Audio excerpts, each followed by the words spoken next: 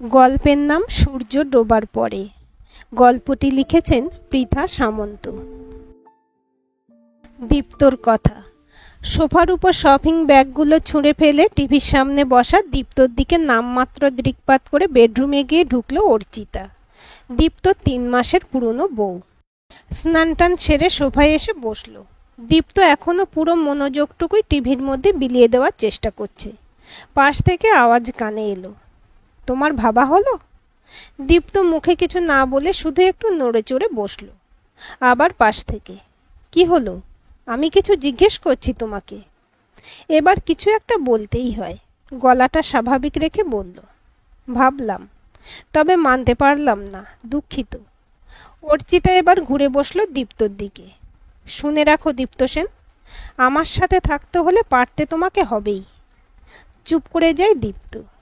অর্চিতার পাশে বসে বলে যাওয়া কথাগুলো কানের মধ্য দিয়ে মাথার মধ্যে স্নায়ুগুলোর মধ্যে ছড়িয়ে পড়ছে। তোমার গাইয়াভূত বাবা মায়ের সঙ্গে একসাথে থেকে ঘর করা আমার পক্ষে সম্ভব নয়। এতদিনে সেটা নিশ্চয়ই বুঝে গেছো। এবার তুমি কাকে নিয়ে থাকবে তুমি জানো। ভাবার জন্য সময় চেয়েছিলে, দিয়েছি। এবার আমাকে জানতে হবে তুমি কি চাও। আমি চলে গেলে বাবা মা কি নিয়ে থাকবে অর্চি? একটু বোঝো। অদ্ভুত একটা হাসি হাসলো অর্চিতা। বলল, ঠিক যেমন করে আমার বাবা মা আছে। প্রতিবাদের ভাষা খুঁজে পায় না দীপ্ত। সত্যি তো, কি বলবে। বাবা মায়ের একমাত্র সন্তান দীপ্ত। সাধারণ বাবা মায়ের আপাত সাধারণ ছেলে। ছোটবেলা কেটেছিল বাঁকুড়া জেলায়। বাবা ছিলেন ওখানকার এক স্কুলের হেডমাস্টার। মা আরও সাধারণ গৃহবধূ। তবে গানের গলা আর রান্নার হাতটি ছিল চমৎকার। ছোট্ট সাধারণ অথচ সুখী পরিবারে বেড়ে উঠেছিল দীপ্ত। ছোট থেকে বুঝতে শিখেছিল চাইলেই সব পাওয়া যায় না, চাওয়ার আগে ভাবা উচিত। সব পাওয়া না পাওয়াকেই ভালোবেসে নিজের করে নিতে হয়। বাহুল্য করার মতো ক্ষমতা না থাকলেও ছেলের শিক্ষার প্রতি তীব্র দৃষ্টি ছিল দীপ্তর বাবা দিবানাথ সেন আর মা রুবি সেনের। তাই উচ্চ মাধ্যমিকের পরেই দীপ্তকে কলকাতায় পাঠান পড়তে। অ্যাকাউন্টেন্সি অনার্স নিয়ে একটা কলেজে ভর্তি হয় আর থাকতে আরম্ভ করে একটা পিজিতে। প্রথম দিকে একটু গুটিয়ে থাকতো, পরের দিকে বন্ধু হয়ে গেল অনেক। বন্ধুদের মধ্যে একজন ছিল অর্চিতা। অর্চিতা অনেকেরই স্বপ্ন সুন্দরী ছিল। ফলে ভালো লাগা থাকলেও দীপ্ত দুঃসাহস করেনি, বরং দীপ্তকেই পুরো ক্লিন বোল্ড করে দিয়েছিল অর্চিতা। কলেজ থেকে কয়েকজন বন্ধু মিলে প্রিন্সেপ ঘাটে গিয়েছিল ওরা। সবার অগোচরে চুপি চুপি সূর্যাস্ত দেখতে দেখতে নিজের উষ্ণ ঠোঁটের চিহ্ন এঁকে দিয়েছিল দীপ্তর ঠোঁটে। ওটা কি ছিল বুঝতে বুঝতেই কয়েকদিন কেটে গেছিল দীপ্তর। ততদিনে সারা কলেজ জেনে গেছিল অর্চিতা দীপ্ত এখন লাভ বার্ডস। কলেজ শেষে দীপ্ত ম্যানেজমেন্টের কোর্সে ভর্তি হয়। তার মধ্যে টুকটাক দেখা হওয়া, হাত খরচ বাঁচিয়ে রেস্টুরেন্ট বা মুভি। স্পেশাল দিনগুলোতে ওর ক্ষমতা মতো অর্চিতার পছন্দসই গিফট। এসবে অর্চিতা সত্যি কতটা খুশি হতো সেটা ওর চোখের তারায় চোখ রেখে বুঝতে চাইতো। বড়লোক বাবার একমাত্র সুন্দরী কন্যা, এসব হয়তো খুবই সামান্য তার কাছে, তাই বোঝার চেষ্টা করত। এরপর চাকরি হলো। খুব খারাপ না, নিজেরটা চলে যায়। চাকরিটা পাওয়ার কিছুদিন পর থেকে অর্চিতা অদ্ভুত একটা আবদার শুরু করলো। একদিন ওর বাড়িতেও নিয়ে গেল দীপ্তকে। সুন্দর সাজানো গোছানো দোতলা বাড়ি। বাড়ির সামনে সবুজ নরম ঘাসে মোড়া এক টুকরো লন। লনের পাশে পাথর মোড়া রাস্তায় দাঁড়িয়ে আছে দুটো দামি গাড়ি। বাবা মার সাথে আলাপ করালো। আন্তরিকতা বা আপ্যায়নের কোনো ঘাটতি ছিল না। শুধু এত কিছুর মধ্যে দীপ্তর একটা কথাই বারবার মনে হচ্ছিল, এদের মধ্যে সে নিজে আর তার বাবা মা বড্ড বেমানান। কয়েকদিন অনেক ভাবনা চিন্তা করার পর অর্চিতাকে বলে সরে আসতে চেয়েছিল। সেদিন অর্চিতাকে প্রথম কাঁদতে দেখেছিল দীপ্ত। অদ্ভুত একটা কষ্টে বুকটা ব্যথা করে উঠেছিল। সরে আসতে পারেনি। এরপর বাবা মাকে সবটা জানানো এবং বাঁকুড়ায় নিজেদের বাড়ি যথাসম্ভব তাড়াতাড়ি বিক্রি করে কলকাতায় একটা 700 স্কোয়ার ফিটের ফ্ল্যাট কিনে বাবা মার ছেলের পাশে এসে দাঁড়ানো। অর্চিতার বাবা মায়ের সাথে আলোচনা করে বিয়ের দিন ঠিক করা। পায়ের উপর পা তুলে বসে অর্চিতার বাবা নাকটা একটু কুঁচকে, তবে 700 মানে তো খুবই ছোট। দীপ্ত দেখেছিল ওর বাবার ঘাড়টা ঝুঁকে গেছিল। বিয়ের দিন আশীর্বাদে বাবা মায়ের দেওয়া 2 ভরি সোনার হার আর মায়ের নিজের 2টো সোনার বালা অর্চিতার বাড়ির দামি গহনার মধ্যে হারিয়ে গেছিল খুব সহজেই। যদিও সেই সময় সবকিছু ছাপিয়ে অর্চিতার সৌন্দর্যেই ডুবে গেছিল দীপ্ত। ফুলশয্যায় দীপ্ত অর্চিতার আঙুলে একটা হীরের আংটি পরিয়ে সেই রাতে শুভ সূচনা করেছিল। প্রথম কিছুদিন সবকিছু ছবির মতো সুন্দর লাগছিল। দীপ্তর মনে হয়েছিল পৃথিবীর সবচেয়ে সুখী মানুষগুলোর মধ্যে ও একজন। ভুলটা ভাঙতে বেশি সময় লাগেনি। বদলে যাচ্ছিল অর্চিতা, বা হয়তো এমনই ছিল, দীপ্তই বুঝতে পারিনি। দীপ্ত অফিস থেকে ফিরে দেখত নিজের ঘরে টিভি চালিয়ে বসে আছে, অথবা ফোনে ব্যস্ত অর্চিতা। মা কোমরে ব্যথা নিয়ে রান্নাঘরে। কয়েকবার দীপ্ত বোঝানোর চেষ্টা করেছিল। অর্চিতা বলেছিল রান্নার লোক রাখতে। পরদিন সকালে মা বলেছিল, থাক না, ওর অভ্যাস নেই, তুই ভাবিস না, আমি এখনো অত বুড়ো হইনি। মাকে জড়িয়ে ধরেছিল সেদিন। তারপর শুরু হলো যখন তখন বেরিয়ে পড়া, কিছু বলতে গেলেই তুমুল অশান্তি। তোমার বাবা মা কি আমার উপর 24 ঘন্টা নজর রাখবে বলে গণ্ডগ্রাম থেকে কলকাতায় এসেছেন? কোথায় বেরোচ্ছি, কখন বেরোচ্ছি, সব জানতে হবে ওনাদের। আর তুমি এসে আমাকে পুলিশে জেরা শুরু করবে, তাই না? পাশের ঘর থেকে সব শুনতে পেতেন দীপ্তর বাবা মা।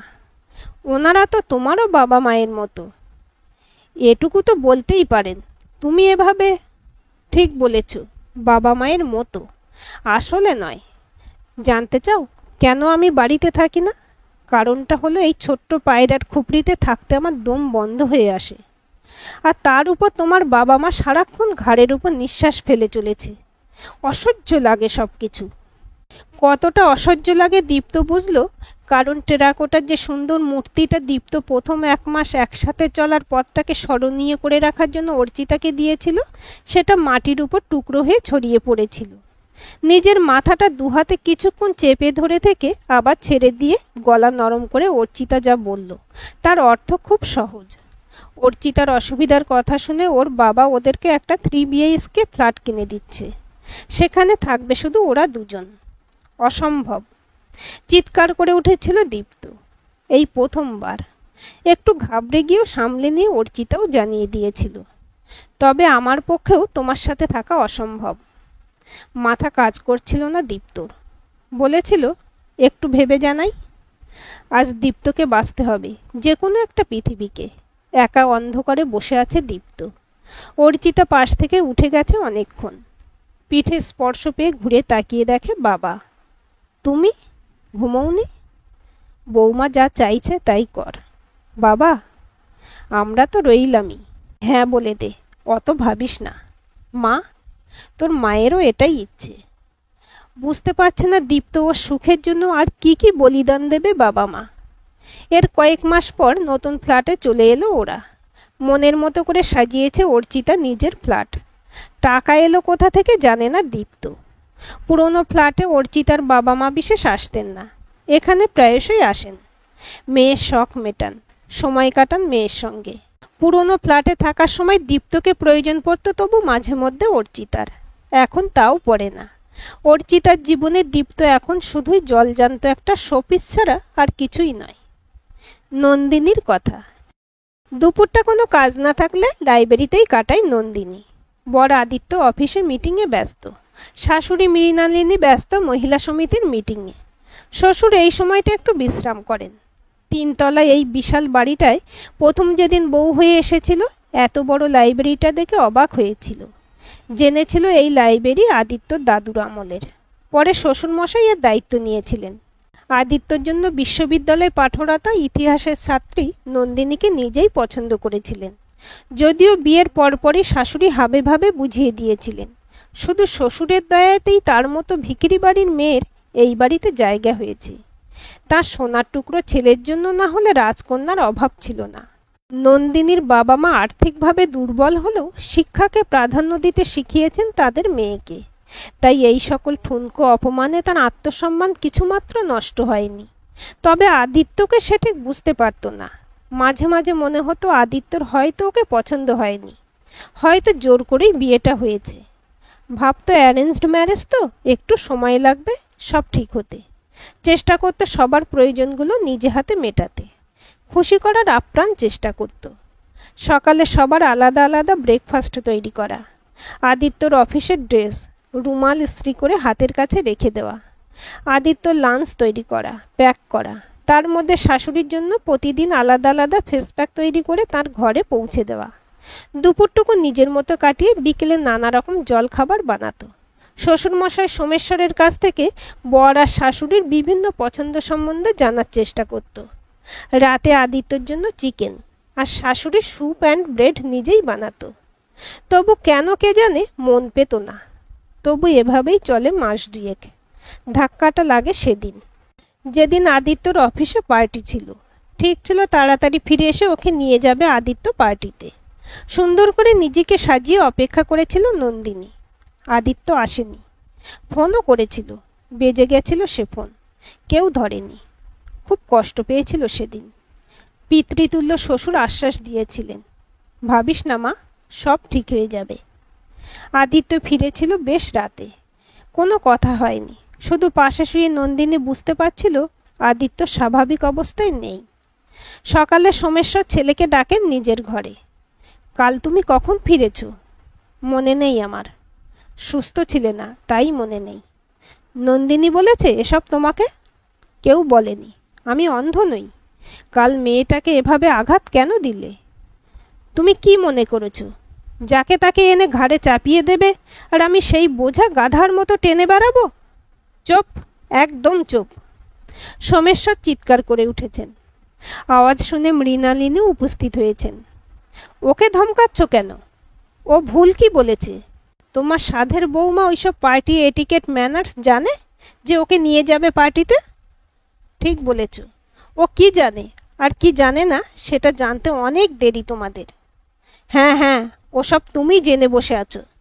আমি এখনো এটাই বুঝতে পারলাম না বিয়ে করে বউ এনেছি না কাজের লোক। আরে এসব করে আদিত্য চৌধুরীকে কেনা যায় না। নন্দিনী বুঝতে পারল এক্ষুনি ওই ঘরে না গেলে আর বুঝি সর্বনাশ আটকানো যাবে না। উত্তেজনা আরও বেড়েই চলেছে। সোমেশ্বর একা লড়াই করে চলেছেন দুজনের বিপক্ষে। ও ঘরে ঢুকতেই ঘরের পরিবেশটা একটু অন্যরকম হয়ে গেল। সোমেশ্বরকে বসিয়ে শান্ত করল নন্দিনী। তারপর মৃণালিনী আর আদিত্যর দিকে ফিরে কয়েকটা কথা বলল। আমি চেষ্টা করেছিলাম আমার মতো করে, পারিনি। আমার জন্য দয়া করে এই মানুষটাকে কষ্ট দেবেন না। আমি আজই চলে যাব এই বাড়ি থেকে। আপনারা ওকে একটু দেখবেন। ঘর থেকে ছিটকে বেরিয়ে গেল আদিত্য। মুখ ঘুরিয়ে নিলেন মৃণালিনী। নিজের সাথে নিয়ে আসা জিনিসগুলো গুছিয়ে নিয়ে সোমেশ্বরের ঘরে এলো নন্দিনী। পায়ে হাত ছুঁয়ে আশীর্বাদ নিল শ্বশুরের। মাথায় হাত রাখলেন সোমেশ্বর। চোখ দুটো বন্ধ করে আশীর্বাদটুকু মনের গহীনে সযত্নে রেখে দিল নন্দিনী। তাকিয়ে দেখল মানুষটা বড্ড কষ্ট পাচ্ছে। ধীরে ধীরে ঘর ছেড়ে বেরোনোর আগে পিছন ফিরে আরও একবার বলল, তুমি ভালো থেকো বাবা। নিজেদের ছোট্ট ফ্ল্যাটটাতে ফিরে এসেছে দীপ্ত। অর্চিতার শাসানি, নাটক, কান্না কোনো কিছুই আটকাতে পারেনি ওকে। ওই দম বন্ধ হয়ে আসা পরিবেশ থেকে বেরিয়ে দীপ্ত ভালো আছে। অফিসে ঢুকতেই রিসেপশনে বসে থাকা একটা নতুন মেয়েকে দেখতে পেল। মেয়েটি অনভ্যস্ত ভঙ্গিতে তাকে গুড মর্নিং উইশ করল। অফিসে রোজই দেখা হতে থাকলো। মেয়েটাও আস্তে আস্তে অভ্যস্ত হয়ে উঠছে। দীপ্ত লক্ষ্য করেছে মেয়েটির মধ্যে কোথাও কোনো উগ্রতার ছোঁয়া মাত্র নেই। ধীর স্থির শান্ত, যেন এক শীতল জলের দিঘি। বিশেষত ওর গভীর কালো হরিণীর মতো দীঘল চোখগুলো তুলে যখন তাকায়, দীপ্ত সত্যিই হারিয়ে যেতে ইচ্ছে করে, নতুন করে আবার প্রেমে পড়তে ইচ্ছে করে। শেষমেশ রিসেপশনে চাকরিটা পেয়ে গেল নন্দিনী। নিজের খরচটুকু উঠে যাবে, বাবা মায়ের কাছেই আছে। সোমেশ্বর নিজে এসেছিলেন বাবা মায়ের কাছে ক্ষমা চাইতে। বাবা ওনার মতো মানুষকে সেটা করতে দেননি। নন্দিনী চাকরি করছে শুনে খুব আনন্দ পেলেন। খারাপ নেই, ভালোই আছে নন্দিনী। ইদানিং অফিসের একজনকে দেখে তার দিকে অদ্ভুত দৃষ্টিতে তাকিয়ে থাকতে। নন্দিনী চোখ সরিয়ে নেয়, তবু বারবার চোখ যেন তাকেই খুঁজে বেড়ায়।